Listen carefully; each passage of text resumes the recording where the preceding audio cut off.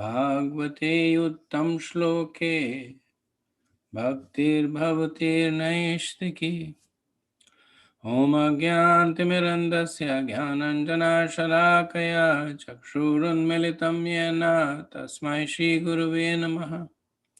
Jai Shri Krishna Chaitanya Prabhu Nityanand Shri Advaita Gadadhar शिवासादि Gaur भक्तवृंद। Hare Krishna Krishna Krishna Hare Hare, Hare Ram Ram Ram Hare Hare.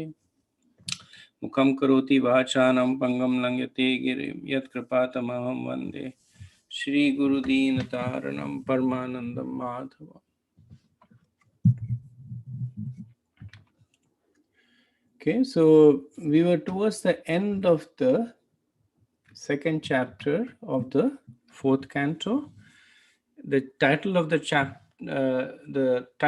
chapter is Daksha curses Lord Shiv, and in the chapter we see Vidur inquiring as to why did Sati not have any children, and Maitreya begins to describe the reasons for that. That Daksha had set up a yajna. All the great rishis and devas, including Lord Brahma, were there. Lord Shiva was there. When Daksha entered, Lord Shiva did not stand up to respect him as he thought he should. And so Daksha got angry, and he curses Lord Shiva that you will not receive your share of the oblations offered to the devas. And then Nandishwar gets angry and he counter curses Daksha and his followers. And then Bhrigudev gets angry and then he curses the followers of Lord Shiva. So we were at verse 32, where the curses of Bhrigu Muni are being uttered. Tad Brahma Paramam Shuddham Satam Vartma Sanatanam Vigaryahayat Pashandam Devam Vo Yatra Bhutarat. By blaspheming the principles of the Vedas, which are the pure and supreme path of the saintly persons, certainly you followers of Bhutapati, Lord Shiva, will descend into the standard of atheism without a doubt. So, Bhrigu Muni is addressing Lord Shiva.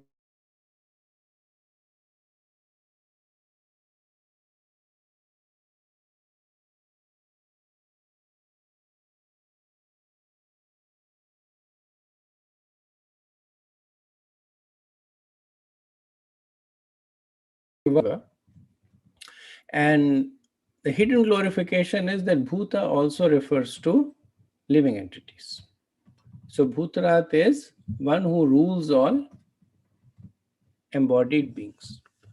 And we know that Lord Shiva is one of the original causes of that creation. So we see that Bhrigu is not directly cursing Nandishwar, but is implicitly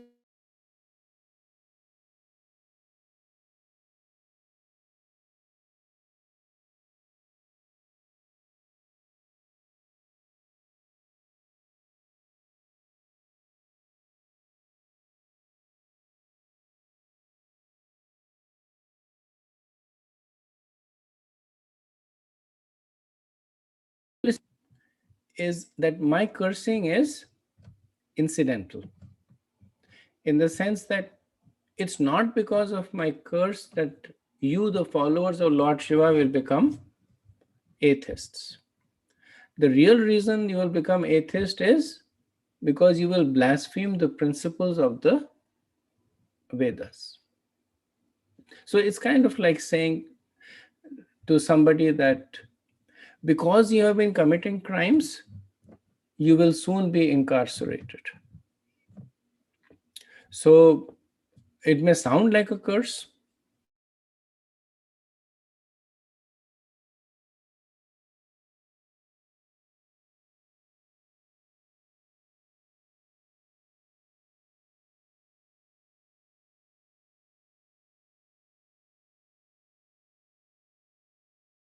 because all of you are against the Vedas, you will without doubt become atheists.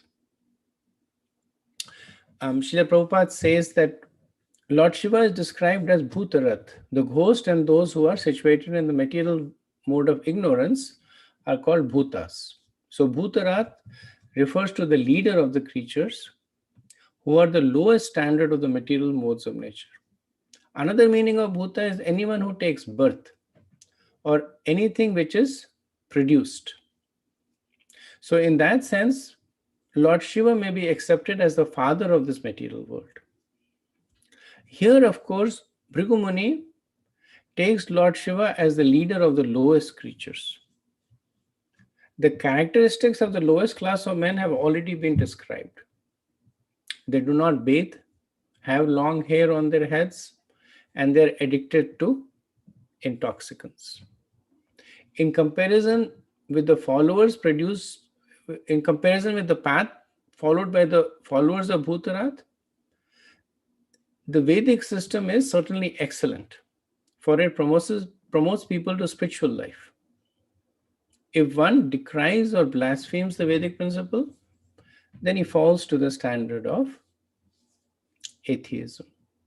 So when Srila Prabhupada is talking about they don't bathe or they have long hair, addicted to intoxicants, so these are the false followers of Lord Shiva, that with some concoction that the worship of Lord Shiva involves taking intoxicants or living in the mode of darkness, and in doing so, because they are rejecting the Vedas that say the opposite, and one should not take intoxicants, one should lead a clean life, one should lead a healthy life.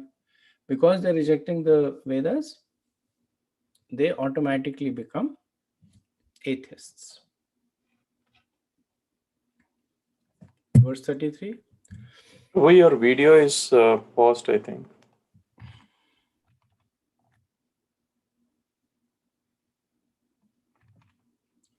Oh, okay.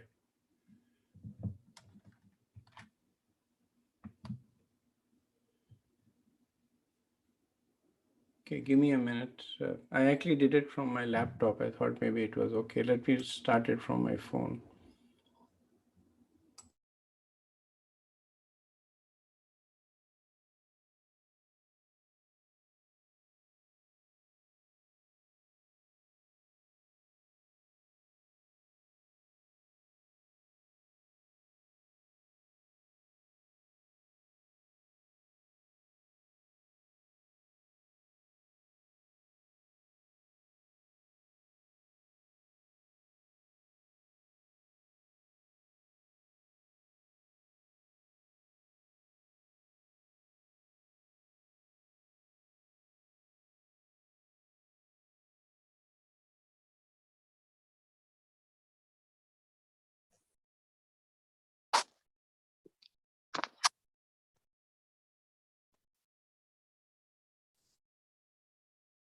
Okay, I hope you can hear me now.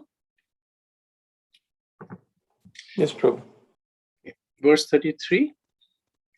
Maitri vacha tasyevam vadata shapam Bhrigo sa bhagavan bhavaha Nishkrama tatah kinche Vimana iva sangunaha. The sage Maitreya said, when such cursing and counter-cursing was going on between Lord Shiva's followers and the parties of Daksha and Bhrigu, Lord Shiva became very morose not saying anything, he left the arena of the sacrifice, followed by his disciples. So this is the concluding part of the chapter. In the next 3 verses, we will see what happens after all this cursing, counter-cursing is done. So Lord Shiva, he is the only person who's not impacted by all this cursing that is going on. But the reason that he leaves is because he does not want this situation to escalate. So in verse 31, Bhrigu Muni had glorified the Vedas, that the goal of the Vedas is Janardhana or Krishna. Vishwanath Chakravarti Pad states that Lord Shiva is now concerned that with all this contamination in the environment, will somebody start blaspheming the Vaishnavas or the Lord of the Vaishnavas? So when matters are heated, then one loses discrimination. So he does not want the matters to escalate to a point where Vaishnavas start getting insulted, or worse, Lord Vishnu starts getting insulted. Now, his mood while departing is described as Kinchit Vimana. So apparently morose. And the reason is that Lord Shiva is fully self-satisfied. And now later on we'll see that he has some contamination of the modes, little contamination, but he's, for all practical purposes, he's fully self-satisfied. So not possible for him to become morose. That's not the symptom of one who is Sthita Pragya. So that's why Maitreya describes him as Kinchit Vimana, that as if morose. Also, one can understand that as a Vaishnava, Lord Shiva is always concerned about the welfare of others, concerned about the welfare of his followers, concerned about the welfare of the followers of Bhrigu. And then he noticed that all this cursing is having a detrimental effect on the followers. So in that mood of Vaishnava being compassionate to others, Lord Shiva can be considered to have been morose, or apparently morose. So the meaning of the whole incident is that intelligent people should give up the shelter of the Shaivites and the Karamkandi Brahmins, because they are both cursed here. Following the Shaivites, one will become an atheist. Following the Karamkandi Brahmins, one will be repeatedly bound to the cycle of birth and death. So they are both implicated by the curses, by Daksha and Bhrigu and Nandishwar. So this is a message for us to not take shelter of either of the two, because they have been cursed. And the point has been made again that even if they were not cursed, they still give the same results. Like Bhrigu said, my cursing is incidental. Same thing is said for Nandishwar also. When Nandishwar said that those who are attracted to the material aspects of the Vedas will repeatedly take birth, even if Nandishwar had not said it, that would still have happened. So the main point is that one should avoid religion that is contaminated by the modes. So Prabhupada says that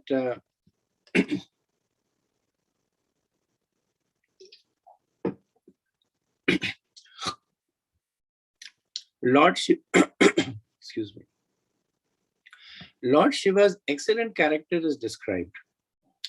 In spite of the cursing and counter-cursing between the parties of Daksha and Shiva, because he is the greatest Vaishnava, he was so sober that he did not say anything. So when Daksha cursed Lord Shiva, or when Bhrigu cursed the followers of Lord Shiva remained quiet.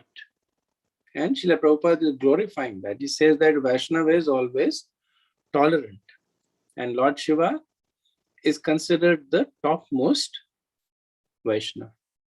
So his character as shown in this scene is excellent.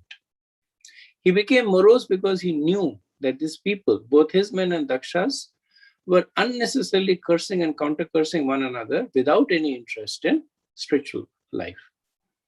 From his point of view, he did not see anyone as lower or higher because he's a Vaishnava. As stated in Bhagavad Gita 5.18, Pandita Sama Darshana. Thus, the only alternative left to Lord Shiva was to leave in order to stop his follower Nandishwar as well as Bhrigu Muni from cursing and counter-cursing in that way. Okay. Verse 34. Tepi Vishwasraja Satram Sahasra Parivatsaran Samvidhaya Maheshwasa Yatrijya Rishabho Hari. The sage Maitreya continued, O Vidur, all the progenitors of the universal population thus executed a sacrifice for thousands of years. For sacrifice is the best way to worship the Supreme Lord Hari, the personality of Godhead. So the point that is made here is that Daksha was the sponsor of the sacrifice. And even though he left, the assembled Brahma Rishis and Prajapatis, they still executed the sacrifice. Why did they execute it? If Daksha had gone and Lord Shiva had gone, why did they execute? Because the yajna is only for the pleasure of the personality of Godhead. It is not for the pleasure of Daksha. It is not for the pleasure of Shiva. It is only for the pleasure of Lord Vishnu. Now later on we'll see that the pleasure of Lord Vishnu also includes the pleasure of his followers, the Devas and Lord Shiva. But because the sankalp had been done to perform the yajna continued for 1,000 years. Prabhupada says that it is clearly stated here that stalwart personalities who generate the entire population of the world are interested in satisfying the Supreme Personality of Godhead by offering sacrifices. The point Krishna makes, Bhoktaram Yaga Tapasama, 529. Later he said, if such activities are performed for personal satisfaction, one is involved in Pashanda or atheism. But when they are performed for the satisfaction of the Supreme Lord, one is following the Vedic principles. All the assembled sages perform sacrifices for 1,000 years. Okay, verse 35.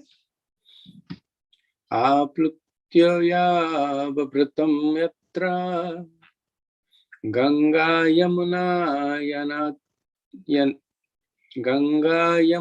Yanita Virjenatmana Sarve Swam Swam Dhamaya Yustataha. My dear Vidur, carrier of bows and arrows. All the demigods who were performing the sacrifice took their bath at the confluence of Ganga and Yamuna after completing the yajna performance. Such a bath is called Avabhrit Snan. After thus becoming purified in heart, they departed for their respective abodes.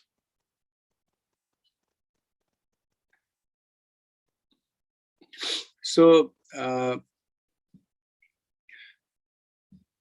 the yajna was a success. Right? This verse is indicating that they left with a satisfied heart, which means that the yajna was a success. Which means that even without the presence of Daksha, even without the presence of Lord Shiva, the yajna was continued for 1,000 years and successfully completed. So this means that the worship of Lord Vishnu is the highest, and it is not dependent on anything else.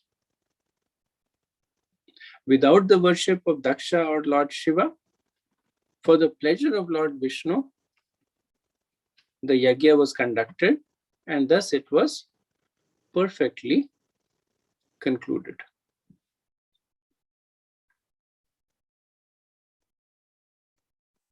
Prabhupada says the sacrifice was not destroyed for the want of Shiva and Daksha, and the sages went on with their activities. In other words, it may be assumed that if one does not worship the demigods, even up to Lord Shiva and Brahma, one can nevertheless satisfy the Supreme Personality of Godhead. This is also confirmed in Bhagavad Gita 7:20, Kamas ter hityana prapadyantenya devata. Persons who are impelled by lust and desire go to the demigods to derive some material benefit. Also, based on this verse, it can be concluded that the yajna was being performed on the earth planet because they took bath in the confluence of Ganga and Yamuna. So it was being done in the earth planet, and at that time, that was the method. In the earlier days, now the method is Sankirtan Yajna, the chanting of the holy name. So this is the end of the chapter. The chapter is inquiry. It begins with an inquiry of Vidur, then the insults of Daksha and the cursing of Lord Shiva, the counter cursing by Nandishwar, then further counter cursing by Bhrigu, the departure of Lord Shiva, and the successful completion of the 1,000-year yajna. Okay, so it's a logical point. I'll break here and see if you have any comments or discussions.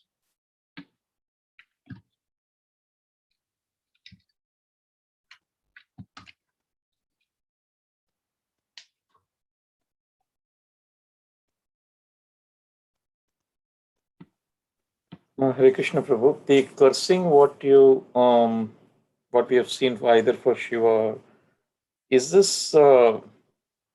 still to be seen as a valid point in this Kali? Srila Prabhupada confirms that it is. It is. So he talks about Sripad Shankaracharya. Vishwanath Chakravarti also makes the same point, that when Bhrigu cursed that the followers of Lord Shiva will be atheists, then he was pointing to the appearance of Lord Shiva as Sripad Shankaracharya and introducing the Mayavadi doctrine. And when Nandishwar cursed the followers of Bhrigu, then Prabhupada says that you can see that now where Brahmins are simply collecting money for material benefits, they're chanting mantras just to make money. Renunciation is only a way to attract followers. So, But if he's, worshipped as a Param Vaishnava?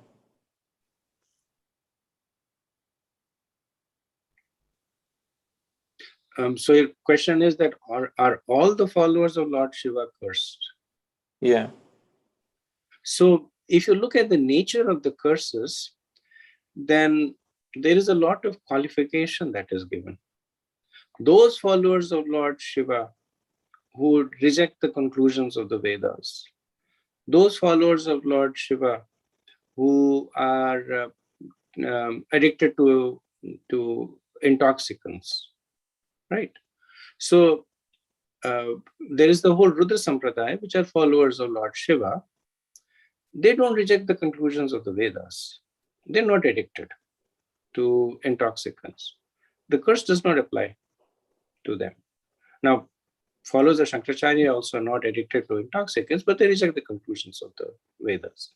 Similarly, when Nandi cursed, then again he cursed that those followers of the Vedas were only interested in material benefits.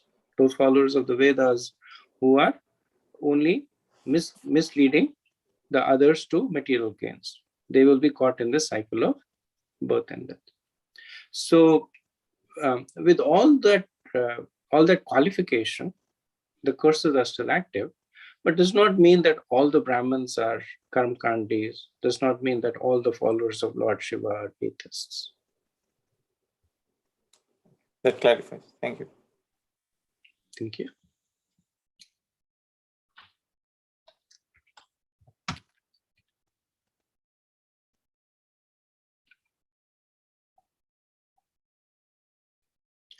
Okay, so we can continue with the third chapter of the fourth canto. The title of the chapter is Talks Between Lord Shiva and Sati. So this is a fairly short chapter, only 25 verses. And you may not be able to complete it today, but between today and Wednesday, we should complete it and hopefully start with the fourth chapter also. So essentially, the chapter is a conversation between Lord Shiva and Sati, in which Sati is asking Lord or trying to convince Lord Shiva to allow her to go to another sacrifice that Daksha has started. And Lord Shiva is trying to convince Sati Devi not to go. So Sati Devi makes 13 points in her arguments as to why she should go. And Lord Shiva responds with 12 points as to why she should not go. Okay, we'll begin with verse 1. Maitre vacha sada videshatorevam kalo vaidriya manayoho jamatu svasurasyapi sumahanati chakrame.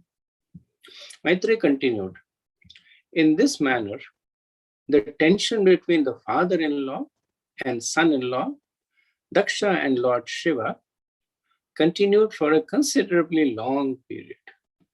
So, Sumahan Kalovai. Mahan means long, long time. What happened? Ati Chikrame. That a long time passed. And in this time, Jamatu, the son-in-law, and Svashurasya, as well as the father-in-law, Driyamana, that they continued their Sada Vidishatoreva. Vidishator is their enmity.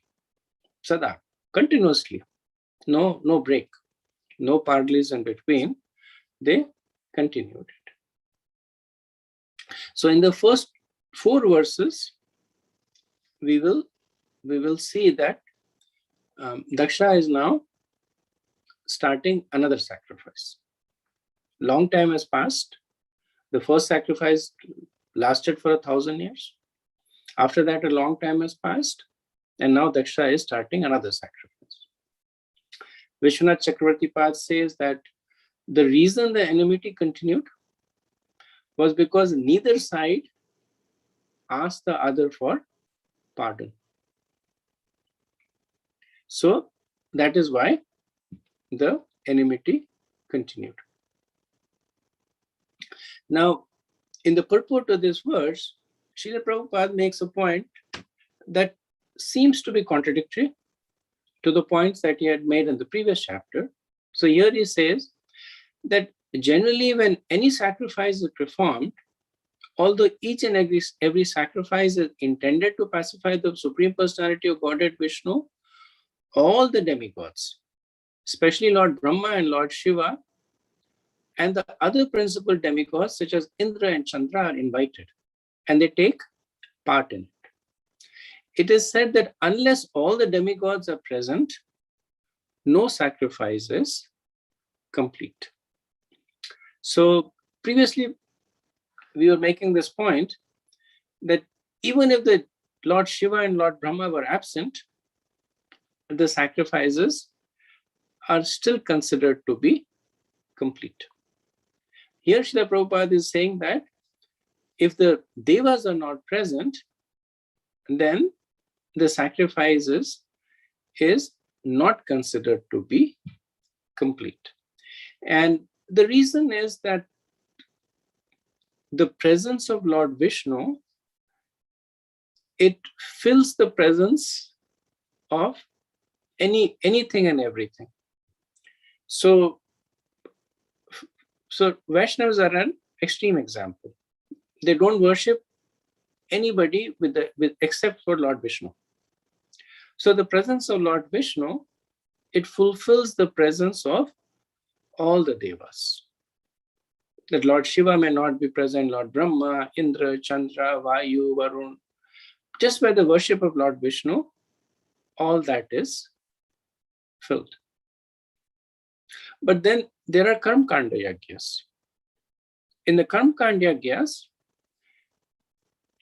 when one is desiring material benefit, one has to worship the demigods. But the proper way is to worship them in connection with Krishna. So there Lord Vishnu also has to be present, and the demigods also have to be present. Because it is through the agency of the demigods that Lord Vishnu is giving material benefits.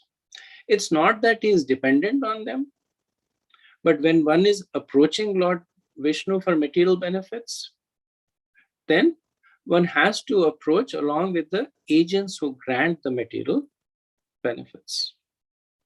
It's like a prisoner might petition the king to be released, and the king is competent enough to independently release the prisoner. But if the king and the prisoner don't have a personal relationship, then the prisoner has to petition the warden has to petition the judge. Together they will go to the king. Now, even in this case, without the king, the prisoner won't be released. But essentially, the king is looking at the petition by the warden and the prisoner. So in the previous chapter, it was mentioned that even with the absence of Lord Shiva, the yajna was considered to be a success. And one can understand that one is talking about success in a relative manner. That the best way to perform these karmakanda yajnas is to have the devas present, especially Lord Shiva, because he is the Param Deva. He's the principal amongst the devas. But still it was successful on a relative scale. But if a karmakanda yajna has to be fully successful, then the principal devas should be worshipped. Okay, verse 2. Yada bhishikto dakshastu brahmana paramesthina prajapatinam sarvesham Adipatyasmayo bhavat. When Lord Brahma appointed Daksha as the chief of all the Prajapatis, the progenitors of population, Daksha became very puffed up. So if you'll notice, Maitreya refers to Brahma as Paramesti, teacher. Earlier, Daksha had referred to Brahma insultingly as Paramesti. Previous chapter, verse 16, where he said, I didn't want to marry my daughter to Lord Shiva, but the Paramesti asked me to do so. So it was in a sarcastic tone that he's pretending to be the teacher, but he does not know that Lord Shiva is not a good match for my daughter. So here Maitreya is showing that the same Brahma who has the position of Paramesti is the one who has given this Adipatye Prajapatinam Sarvesha. So amongst all the Prajapatis, he had given the foremost position to Daksha. So it's the quality of a good leader to delegate. And with delegation, it is important that it happens at the right time.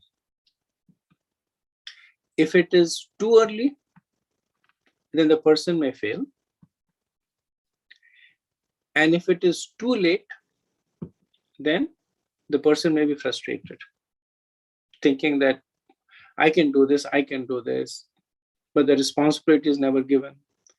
And the person who is not delegating is holding things, so adding on to his own list of things to do. So just like when a fish grows big, it needs a bigger pond of water, right? In the Matsya pastime, we see that as the fish grew, Satyavrata, he kept moving it to a bigger pond. So Daksha, as the perfect Lord Brahma, as the perfect leader, he saw that Daksha had the capability. So at the right time, he had empowered him to be the Prajapatinam Sarvesha. Daksha should have understood that this is essentially empowerment that is flowing down from Lord Brahma. But instead, Daksha became proud. He began to think that I on my own have become the leaders of the Prajapatis. It has nothing to do with anybody else. So Vishwanath Chakravarti says that this pride that was flourishing in Daksha increased because of his offense to Lord Shiva. Prabhupada says that although he was envious and inimical towards Lord Shiva, Daksha was appointed the chief of all Prajapatis. That was the cause of his excessive pride. When a man becomes too proud of his material possessions, he can perform any disastrous act. And therefore, Daksha acted out of false prestige. This is described in this chapter. Verse 3. Eshtva sava japeyena brahmistan abhibhuya cha brahaspati savam nama samarebe karutamam karutattamam. Daksha began a sacrifice named Vajpaya, and he became excessively confident of his support by Lord Brahma. He then performed another great sacrifice named Brahaspati Sava. So as per the Shruti says, Vajpayanistva Brahaspati Savena Yajeta. After performing the Vajpaya sacrifice, one should perform the Brahaspati Sava. So I'm not clear what are the details of the sacrifice. Vishwanath Chakravartipad simply mentions that they have to be performed in sequence, that one is the preliminary, the Vajpaya is the preliminary, and as per the Shrutis, after that one is qualified to perform the Brahaspati Sava. So Daksha became excessively confident of his support by Lord Brahma, because Lord Brahma had made him the head of the Prajapatis. So in his confidence, he was further minimizing the position of Lord Shiva. The intention that he was performing this sacrifice was to surpass Lord Shiva, and so that he can show to his followers that is greater than Lord Shiva. So this is sacrifice performed in the mode of passion. So Krishna says in Bhagavad Gita chapter 17 verse 12 that sacrifice performed for some material benefit or for the sake of pride should be considered to be the mode of passion. Now, Daksha did not invite Lord Shiva for the sacrifice. So the word Shiva means auspicious. And Lord Shiva, by his presence, creates auspiciousness. So we see Daksha is trying to create auspiciousness without inviting the most auspicious person. So in a way, he's trying to show that Lord Shiva is not the cause of auspiciousness, but me, Daksha, I am the cause of auspiciousness. That is how he's trying to surpass Lord Shiva. Real auspiciousness is created by the presence of those who are pious. So even to this day, we see that when ceremonies are performed, then it is customary to invite Vaishnavas to create auspiciousness. It is customary to invite Brahmins. It is customary to invite well-wishers because they create auspiciousness. So this was actually the origin of what has now become social functions.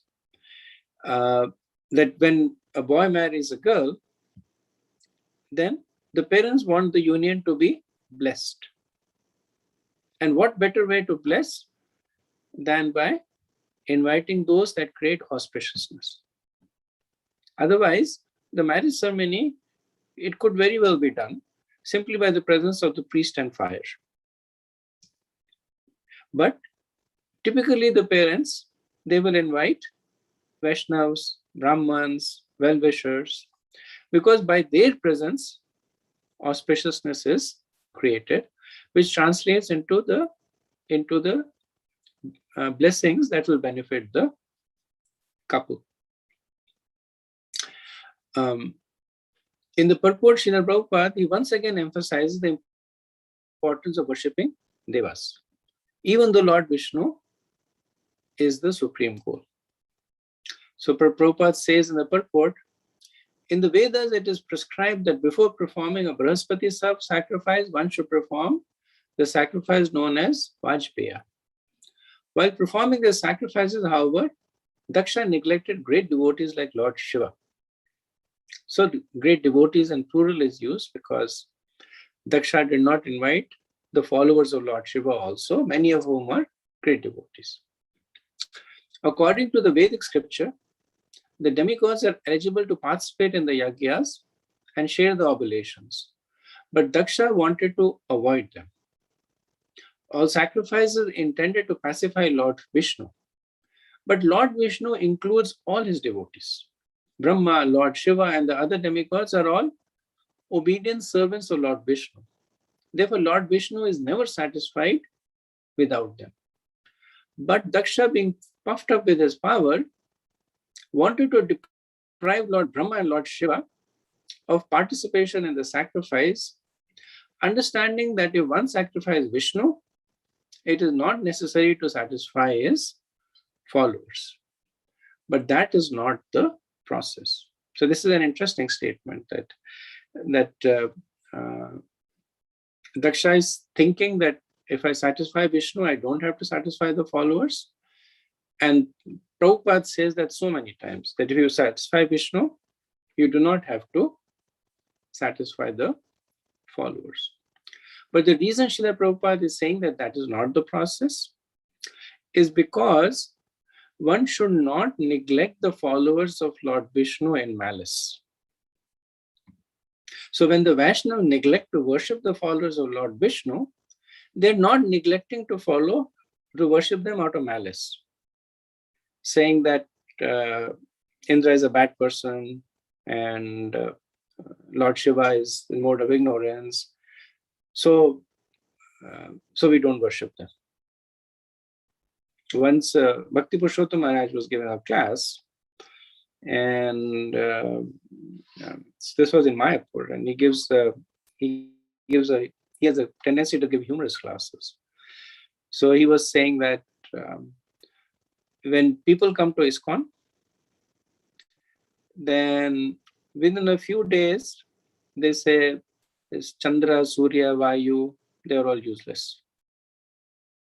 After some time, they will say Brahma, Shiva, they are beneath me. There is just me and Lord Vishnu or Krishna. And then he was saying how that mentality is actually dangerous. Because once you start denigrating the devotees of Lord Vishnu, then you're committing Vaishnava Pran, and it spreads. So they are great personalities, they may not take offense, but Krishna will take offense. And then that mentality becomes contaminated. So Prabhupada continues that Vishnu wants his followers to be satisfied first. Lord Krishna says, Mad Bhakta Puja Bhayadika. So this is in Uddhav Gita. Krishna says to Uddhav that the worship of my devotees is better than worship of me. Similarly, in the Shiv Puran, it is said that the best mode of worship is to offer oblations to Vishnu. But better than that is to worship the devotees of Krishna. Thus, Daksha's determination to neglect Lord Shiva in the sacrifice was not fitting. So Prabhupada refers to a few verses, and I just wanted to call them out because this is something that is it's a core tenet of Vaishnavism, that we approach Krishna through the devotees. So the verse that Prabhupada refers to is Aradhanam Sarvesham Vishnu Aradhanam Param Tasmat Paratram Devi Tadinayam Samarcharam. That, O Devi, of all the worship, the most superior is worship of Lord Vishnu. Aradhanam Sarvesham. Of all the worship, Vishnu Aradhanam Param. The greatest is worship of Lord Vishnu. Then Tasmat Paratram Devi. But the worship of his paraphernalia, Tadiyanam Samarchanam, is even higher. Paraphernalia here includes anybody connected to Lord Vishnu, which is his devotees, his dham, his name. That is, well, name is not paraphernalia, but devotees and pastimes, dham, etc. That is considered higher. So this verse actually appears in Padma Puran. It's spoken by Lord Shiva to Parvati Devi. Then it is also said, Achayitva tu Govindam tadiyan na achayutaha na sa bhagavato geha kevalam dambika smrata. So these are all verses Prabhupada quotes at different points. One who worships Lord Govinda but does not engage in worshipping his devotees or paraphernalia cannot be considered a high-level devotee. He is at the most only a haughty devotee. Kevalam Dambika Smrita. Dambika means proud. Devotee in name only. And this is another verse that Prabhupada quotes quite often. Ye me bhakti jana parta na me bhaktas cha te janaha mat bhaktam cha ye bhaktas te me bhaktanam mataha. Lord Krishna told Arjun, those who are my direct devotees are actually not my devotees. But those who are the devotees of my servant are factually my devotees. So this is a verse from Adi Puran, and it is also quoted in Chaitanya Charitamrita Madhya Leela 11:28.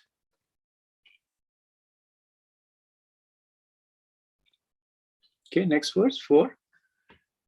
Tasmin Brahma Rishiyah Sarve Deva Rishi Pitra Devataha Asan Krat Swastayayanas Tatpantayas Chasab Bhartrakaha.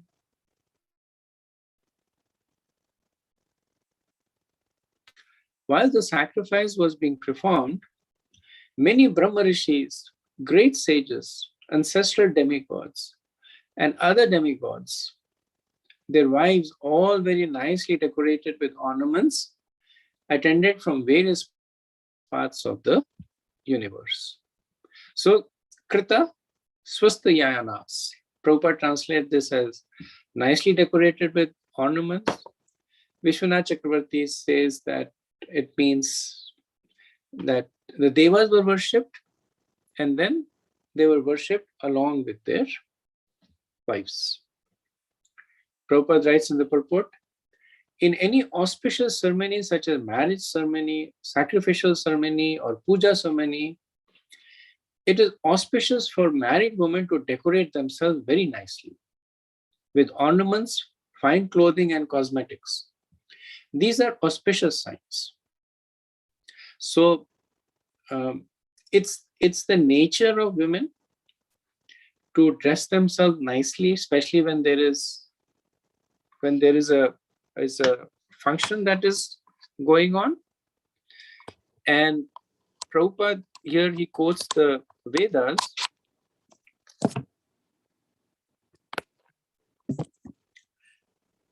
He quotes the Vedas to indicate that it is recommended.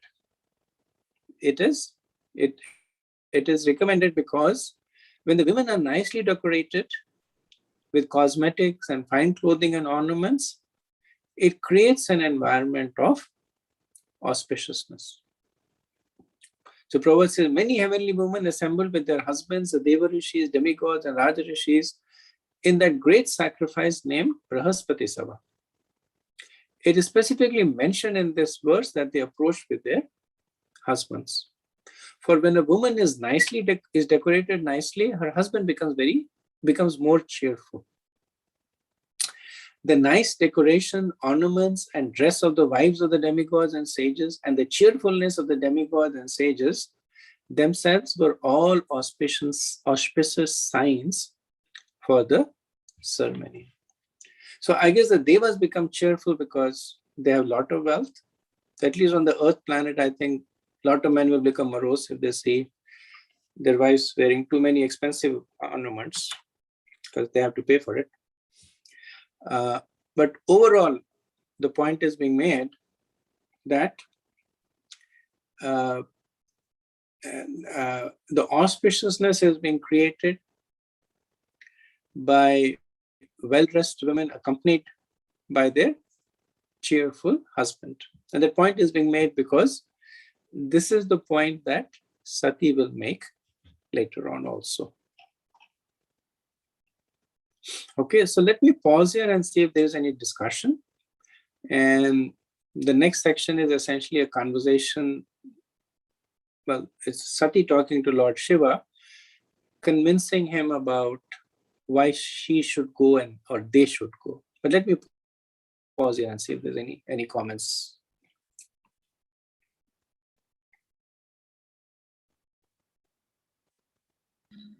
Hare Krishna. Just you were quoting some verses that were pointing to the Lord being pleased when his devotees are being served. I got one of them noted down in the Madhya 11:28. I think you quote about 3 or 4 of them. Can we have the references for those verses? Yes, maybe what I can do is I can put the verses in the document for the tables. And next time Prem Kishore Prabhu can share them. So you have the verses.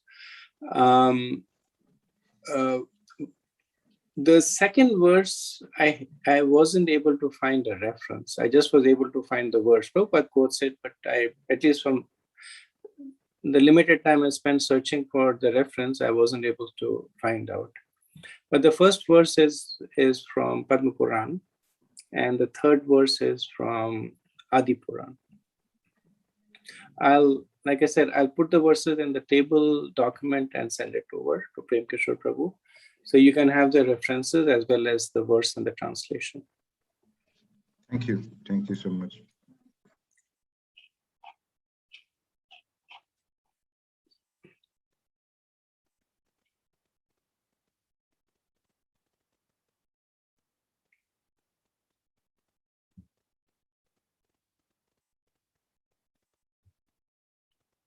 Okay, so if there are no comments, we'll continue with verse 5.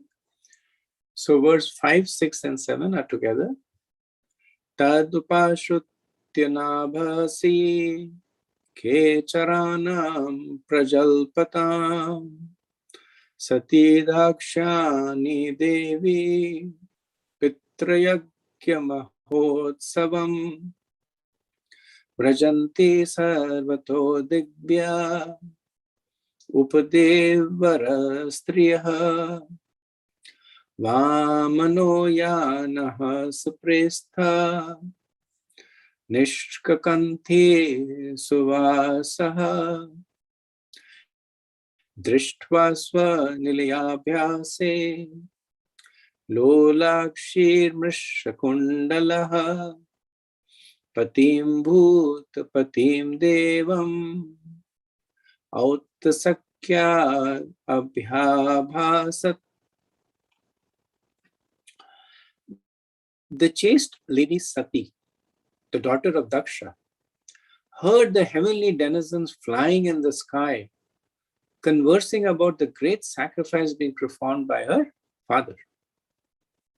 When she saw that from all directions the beautiful wives of the heavenly denizens, their eyes very beautifully glittering, were near her residence, and were going to the sacrifice dressed in fine clothes and ornamented with earrings and necklaces with lockets, she approached her husband, the master of the Bhutas, in great anxiety and spoke as follows.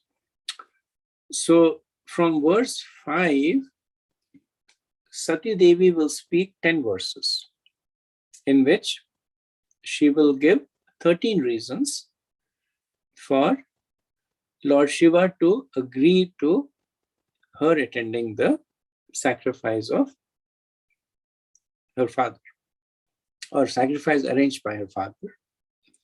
So Sati heard from the Kecharas. The Kecharas is another name of the Gandharvas. Prajalpas. Prajalpa means they were gossiping.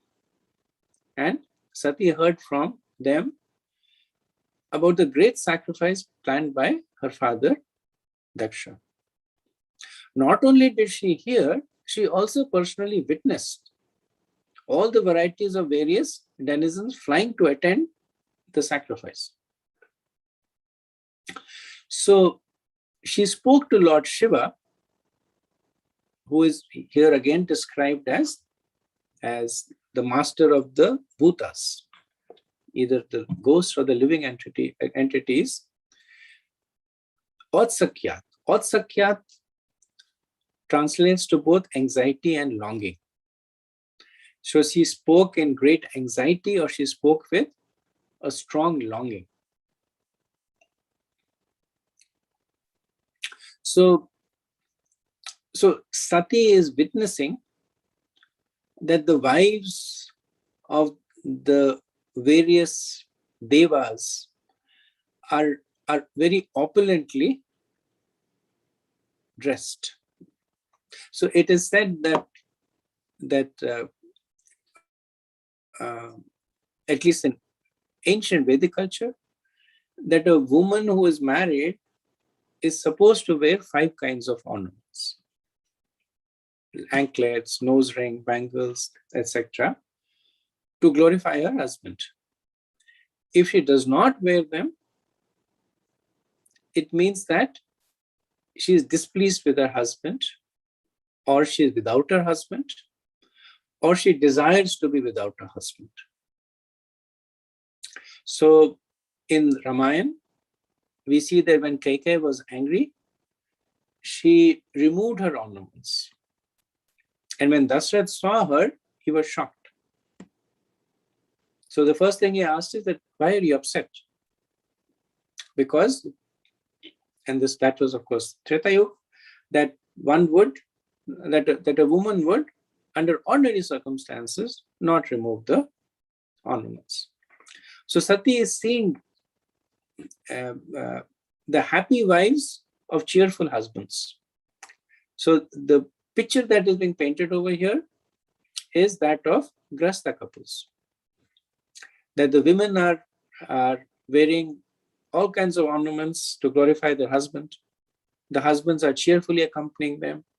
And then they're going to this big party that Daksha has thrown. Srila Prabhupada writes in the purport that Sati is described here as Dakshyani, because she is the daughter of Daksha.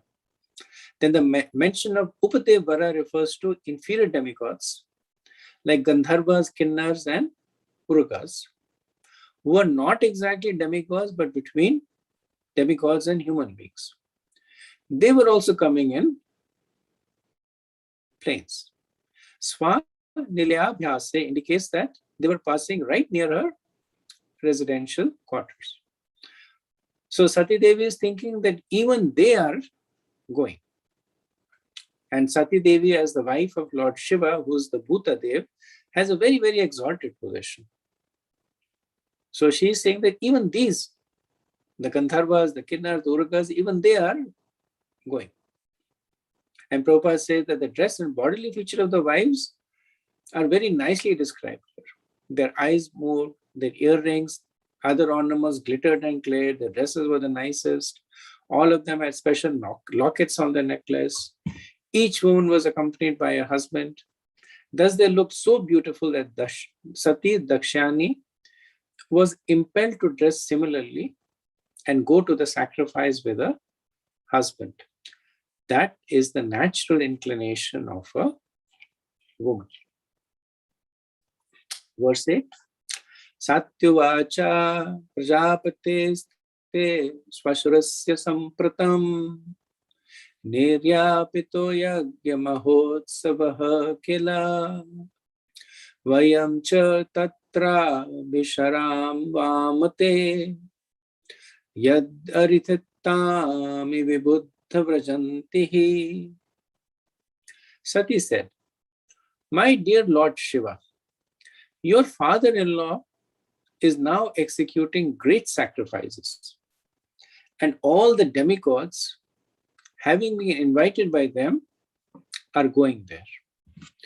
If you desire, we may also go. So, the art of debate is that one leads with the conclusion. Then one builds upon why that conclusion is justified, and then one ends by summarizing the conclusion again.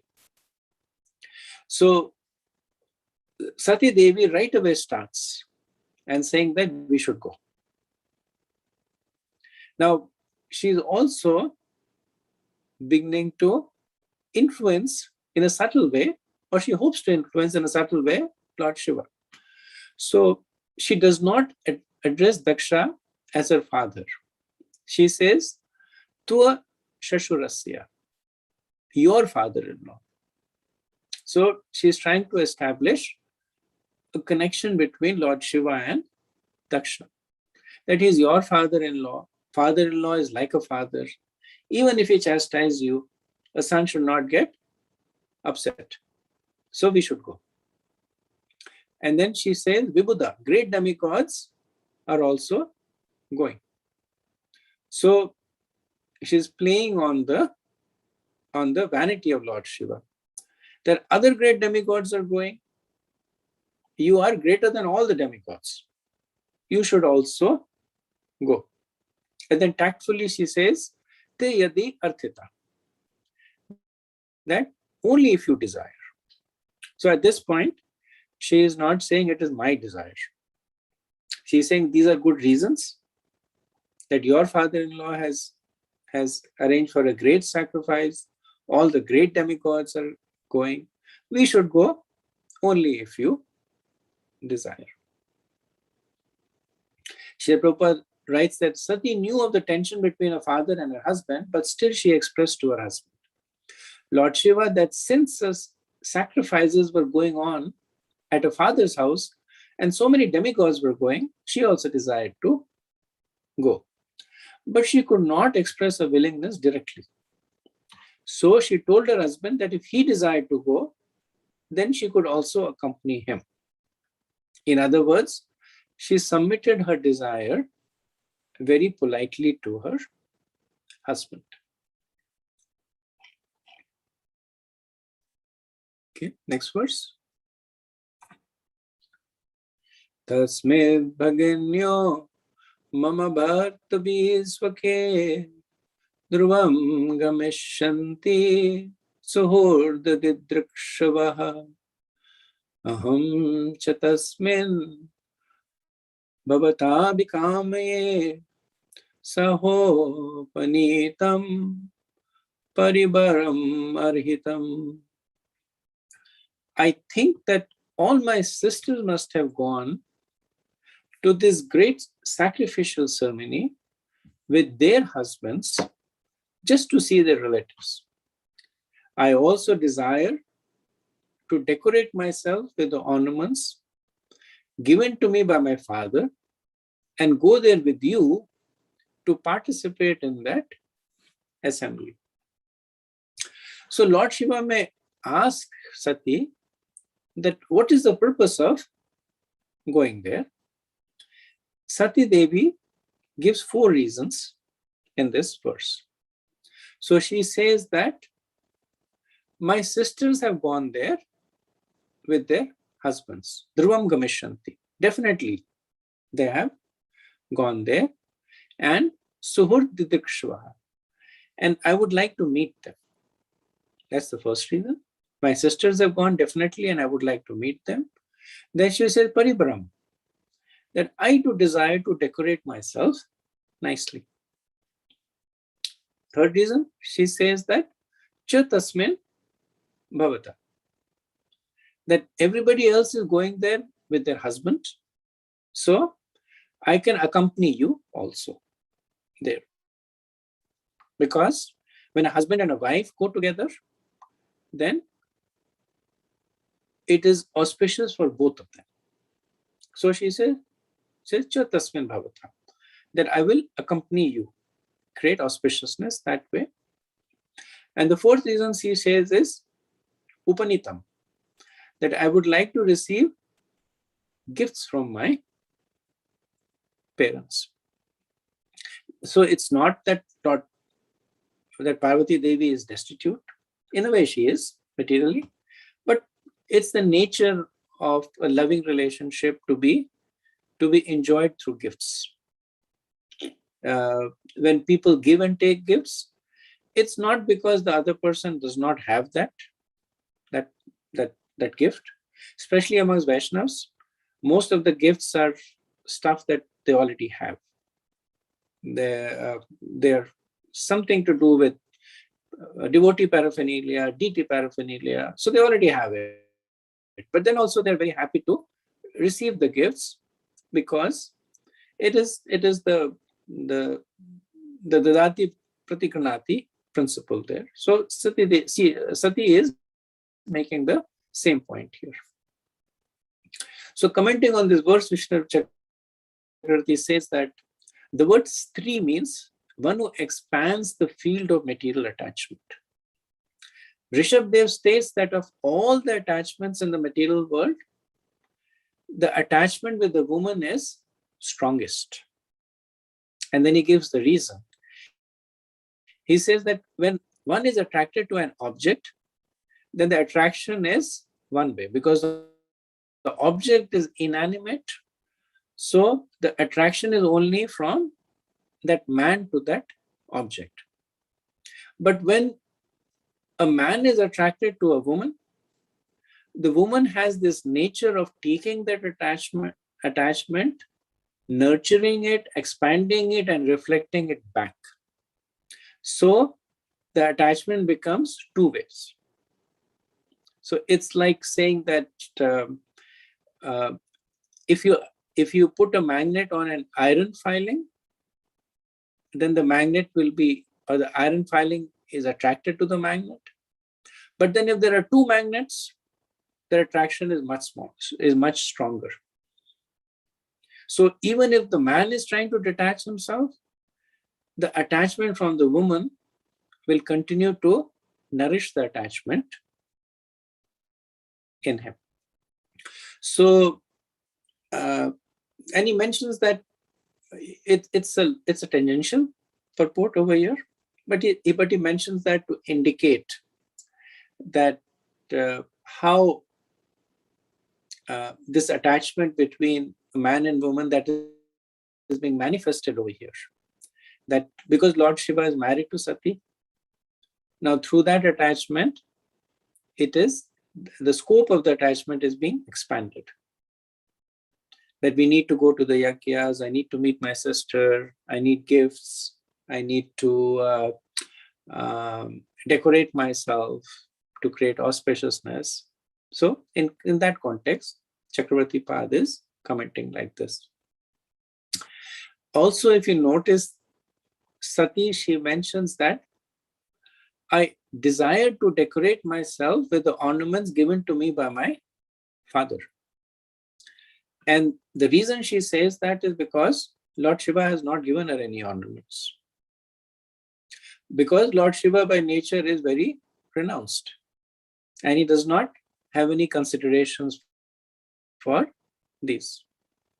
In the Puranas, there's a pastime. This is more Lord Shiva and Parvati, but same personalities. That once Parvati Devi complained to Lord Shiva, that's very difficult to live with you. That we don't even have a house, and we live in complete poverty. So Lord Shiva became compassionate, and he's the master of the mystics. So he builds a huge house, really opulent house, filled with all kinds of expensive things. Parvati Devi is very, very happy. So then Parvati Devi says, we need to have a housewarming party.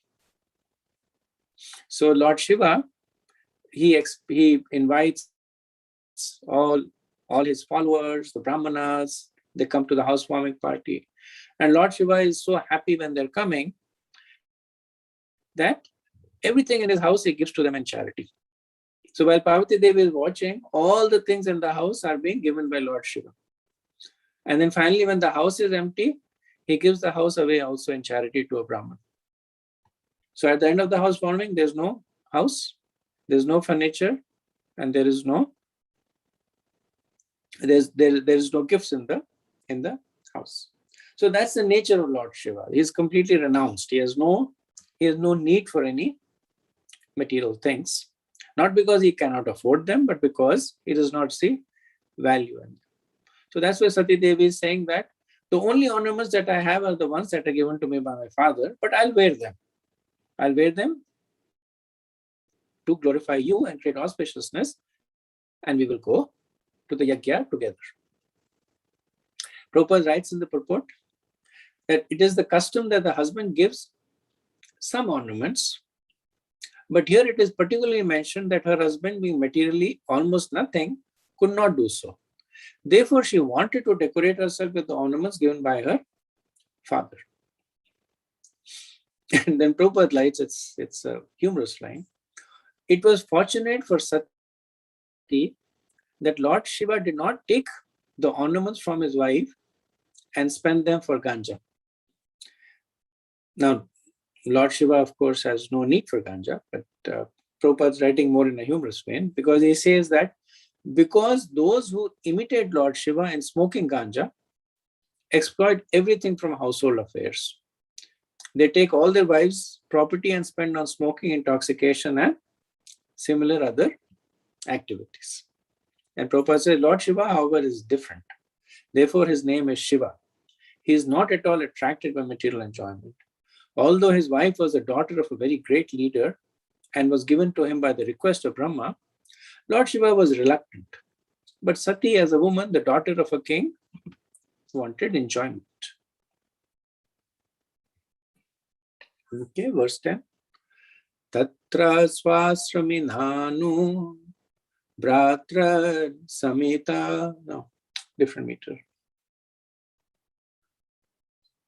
Tatra swasrami nanu bratra samita matra swasra klinadiyam chamataram drakshe chirotkantha mana maharishibhi uniyamam cha mridad varadvajam. My sisters, my mother's sisters, and their husbands, and other affectionate relatives must be assembled there. So if I go, I shall be able to see them. And I shall be able to see the flapping flags and the performance of the sacrifice by the great sages. For these reasons, my dear husband, I am very much anxious to go. So here we see that Sati is feeling sad because she is feeling excluded and socially isolated.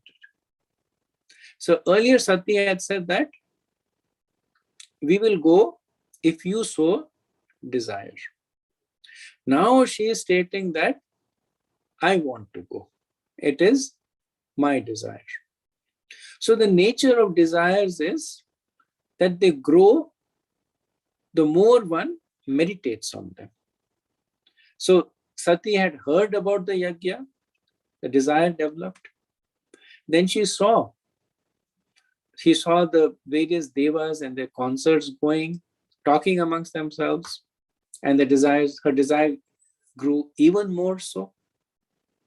And now while she is talking about it, meditating on it, the desires are even growing more so.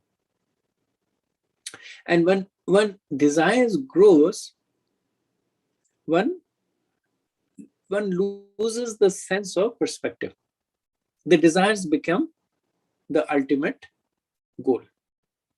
One does not see whether this is the desire worth fulfilling, if it is a valid desire, or if I have the adhikar to fulfill the desires. The desires take on a life in themselves. We see that's what is happening here.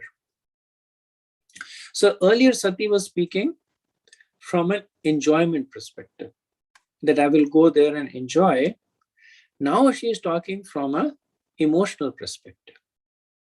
So she says that Chirotkantamana, that being anxious for a long time. Why anxious? Bhratra samita matra swasra. That because for a long time I have not seen my mother's sisters and relatives. And mataram. And specifically says that I miss my mother, Klinadhiyam, who is very affectionate to me. In addition to the emotional aspect, she's also introducing the spiritual aspect. So she says, I also want to go there for Advara Dhvajam. The foremost of the sacrifices, Maharishivir, conducted by the great sages. So she's saying that I'm attached to my mother. I haven't seen her a long time. I would like to see her. And also my family. I miss my family, and they will be there. So I want to see them. And also I want to witness the yajna, which is being conducted by the rishis. So there is a transcendental reason also, not just enjoyment or emotional. Prabhupada says that, as stated before, the tension between the father-in-law and son-in-law persisted for a considerable time. Sati had therefore not gone to her father's house for a long while. Thus she was very anxious to go to her father's house, particularly because on that occasion her sisters and their husbands and her mother's sisters would be there. So her mother's sisters are Akuti and Devahuti, and her sisters not only include the other daughters of Prasuti, but also the daughters of her mother's sisters, who are cousins, but she considers them as her sister. Prabhupada says, as a natural for a woman, she wanted to dress equally to her other sisters and also be accompanied by her husband. She did not, of course, want to go alone, because it is natural for a married woman to be accompanied by her husband. It indicates the fullness of the relationship. If a married woman goes alone, then one will think less of their marriage, that the husband does not love the wife enough to make time, or there is tension between the wife. And at a more subtle level, as it is mentioned, that when a husband and a wife go together, then it is naturally considered to be auspicious. Okay, so we'll do one more verse and then after that stop. We'll see if there's any discussion. Tvayeta dasharyam ajatma mayaya vinirmitam bhati gunatrayatmakam tathapi aham yoshit atvachak atatvavechate dina didraksha bhava me bhava kshitim. This manifested cosmos is a wonderful creation of the interaction of the three material modes, or the external energy of the Supreme Lord. This truth is fully known to you. Yet I am but a poor woman, and as you know, I am not conversant with the truth. Therefore, I wish to see my birthplace once more. So Sati over here is forestalling any points that Lord Shiva might make, that why are you getting so much involved in this Dehapatya Kalatradesh, Atma Shayanas Asat Sopi, that this is all material. So she is saying Aja, she refers to Shiva as Aja, unborn. Etad Ashcharam, unborn here means that he does not take birth in a regular way. In fact, even though it's said that Lord Shiva is born of Brahma, the understanding is that he is born through Brahma, he appears through Brahma. So Aja etad ashcharyam, that I can understand that ashcharyam, that you would be surprised, etad, at seeing such attachment from me. And then she says vinirmitam, but the whole universe is composed of gunatraya atmakam, the three modes of material nature, which is Atma Mayaya. Atma here refers to Krishna. So Atma Mayaya, which is the external energy of Krishna. Then Tathapi Api, moreover, Aham Yosef, that I am a woman. And furthermore, she says, Atatvavit, I do not know the truth about you, Bhava or Shiva. Dina, she says, because I am unfortunate. Didrikshame bhava kshitam. I desire to see my birthplace. So Lord Shiva's objection may or may not have come, but Sati Devi is addressing it. She's saying that such attachment would be bewildering to you because you are self-satisfied. But in the material world, it is the natural quality to have these attachments because the universe is made of the modes of material nature, which is Krishna's own energy. And because Krishna's energy is bewildering, I am bewildered. And moreover, she says, I am Yoshit, I'm just a woman, atatvatit, that I am ignorant. So atatvavit means that I'm ignorant about the truth. Also, I'm ignorant about you. Therefore, being so unfortunate, I want to see the birthplace. So Sati is here making a point that I'm acting according to my adhikar. That theoretically I know all this. Because Lord Shiva might say, if you're telling me all this, then you know. How can you say you're ignorant? So she's saying that theoretically I know. I know that this world is the external energy of Krishna, made of the three modes. And I know all material attachments are temporary. She said, but from a practical perspective, I'm not there. My adhikar is not there. From an adhikar perspective, I'm a tattvavit. I do not know the truth. Now, Vishwanath Chakravarti says a tattvavit points to Lord Shiva, where Sati is saying that I do not know the truth about you. And which seems to be contradictory to the other statement Lord Sati Devi is making, that I know you are completely detached. So the statement here means that I do not know that truth that is in you. So in other words, she does not have that understanding of how does Lord Shiva become fully detached. So she has the understanding that Lord Shiva is detached. But how he has become detached, that she does not know.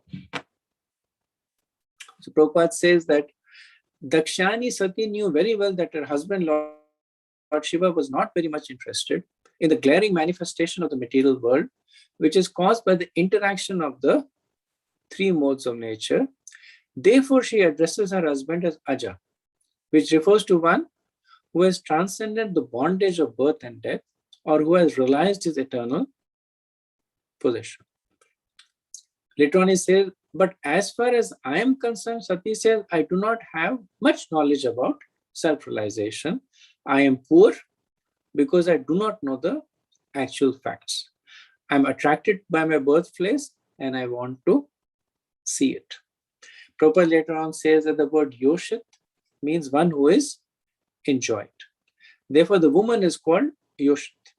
In spiritual advancement, association with Yoshit is always restricted because if one is like a play doll in the hands of Yoshit, then all his spiritual advancement is at once stopped. So it is said, Yoshit Krida Mrigeshu, that those who are just like playthings in the hand of a woman cannot make any spiritual advancement.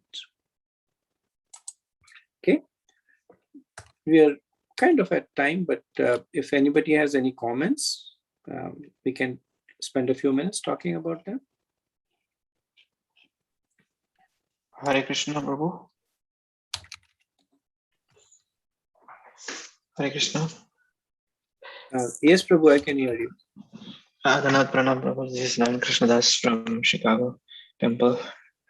I have a question regarding the Sati's desire. Can you just throw a light on it?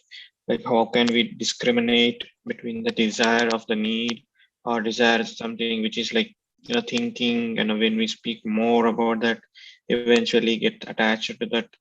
At the same time, we make a judgment saying that, okay, this is Krishna consciousness desire, like in the case of Sati, going to the parents, seeing. So like as a spiritual life, we may also sometimes we tend to do the same thing in our life, saying that, okay, I need to do that. So can you just please share on or anything so that we can understand is the right desire or is this sense gratification like that?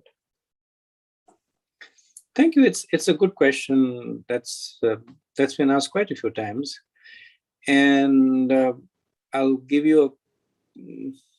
I think it's a near verbatim quote, but I may not have all the words right. But Rampa Maharaj says this, that that if you have to try to figure out whether your desire is spiritual or not, then you can see that will acting on this desire get me closer to Krishna or Guru? If the answer is yes, then you should do so. If the answer is no, you should not. If the answer is maybe, then you should consult somebody.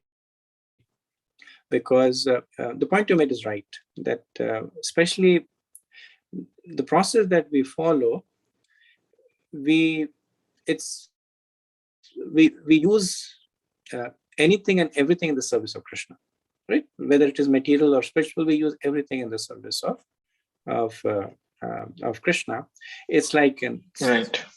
it's slightly humorous. Like, one person was saying that I like to go to the malls to see the external energy of Krishna, so that I don't get sacked by it. Now, whether he was going for that purpose or not, but this is one of the areas where you can use scriptures to justify anything. But if you're introspective and you're honest with yourselves, then this is a good yardstick. That this activity, will it help me get closer to Guru and Krishna or not? And then evaluate accordingly. Like, and also sometimes you tendency to make a judgment. Like this is also like, for example, I'm saying if I connect to my friend, then it is also like I'm making him like getting in touch with Krishna consciousness. Sometimes it works, and sometimes other way around. Like we go there and it is happens. Like we don't know when we are into that his party in the name. So where to draw a line? Like it's a preaching is a tug of war. Like we pull them to our Krishna consciousness side, and he pulls to their material side. Like we may be friend, or he may be like my childhood friend, but we try to pull our side, and he tries to, okay, now I came to your temple for Janmashtami. Now you come to our this, and the mind tendency, okay, like he also comes. So where to draw a line? So is this discrimination comes by maturity in Krishna consciousness, or like studying scriptures, like how it is processed? All of the above. It comes with maturity. It comes with reading the scriptures. It comes mostly by guidance. Okay. That it's difficult for the eye to see itself. It is difficult for a person to be objective about themselves, right? Person might say that I'm actually going there to inspire them to take to Krishna consciousness. The example that you're giving, you can say, I'm going there so that now I have a currency that I can cash, that tomorrow you should come to the temple. And correct. And it's a preaching activity. And these things are subtle, that pretty soon you're going there just because you're enjoying. So because one is in the middle of it, it becomes a little difficult to discriminate. That's why Vaishnava Sangha is very, very important. That sharing this, that I'm going to this person and I'm hoping to inspire the person to Krishna consciousness. What do you think about it? And this is the third time I'm going. What do you think about it? So, that will help give you a more balanced perspective. Right, like in the case of like in this case, Parvati was always, she's making her point in forefront. Like she gives 13 points and Lord Shiva gave 12 points, whereas 1 point is less. She gave her points in forefront, like these are my parents, my sisters are also going, and everything is going. That the guidance is still coming from Lord Shiva, and we have to ultimately follow the authority or the guidance from the Vaishnavas. Yes. That's a good point. That's one of the takeaways from this, actually, that the real purpose of association is accepting association. I mean, Okay. Sati Devi could not have had better association, right? Lord Shiva is Vaishnava, Param Shambhu, the greatest of the Vaishnava. And Lord Shiva is famous for his affection to his wife. You know, like Right. in the material context, they say Gauri Shankar as the ideal couple, because Right. Lord Shankar is Lord Shiv. So much of the Padma Puran is conversation between Shiva and Parvati. You know, Lord Shiva is very, very affectionate to Parvati. But all this did not help her because she did not take the association. He was giving it, Okay. but she was not taking it. So that's one of the takeaways from this pastime, that it's not that physical proximity helps. It's not that you have to be along the greatest Vaishnav. You know, you would say that, I'm against with the greatest. There were people who were personally associating. One of the first servants of Srila Prabhupada in 26 Second Avenue, he stole money from Prabhupada.